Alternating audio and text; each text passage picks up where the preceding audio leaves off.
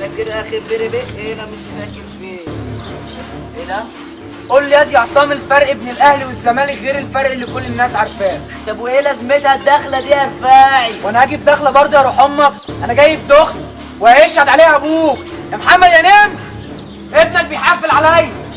ما مش طريقه اللعبه دي برضه يا كبير. بس يا بواب، بتحفل عليا انا يا عصام؟ ما مش بالبطولات برضه يا كبير. قال انت معلم اهو بتحفل وانا واقف. لا لا، انت تمسك درع الدوري بقى.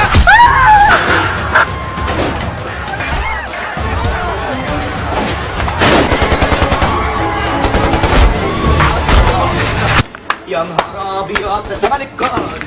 راح فين يا امين؟ راح فين يا امين؟ نزل احفل على علوية يا سماء. احفل على مين يا امين؟ يا تقعد تاخد من الزمالك يا امين. لا يا سماء، هنزل احفل على الاخراج. ايه يا امين؟ ده الاهلي خور. خورني يا امين؟ انا غلطان يا امين، ده انا اتجوزت. هنزل احفل اوعى يا وليه. اوعى يا وليه. الزمالك قادم يا بيه، قادم.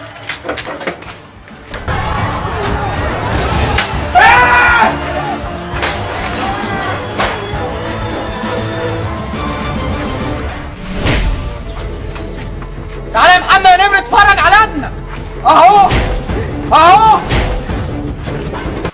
ايه مش قلت لك؟ ثلاثة بالله العظيم قلت له.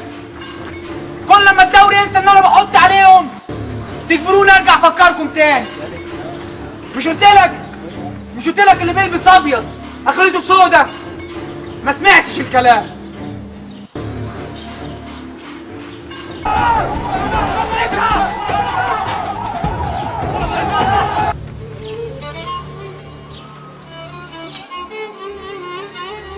في مشكلة هنا يا باشا؟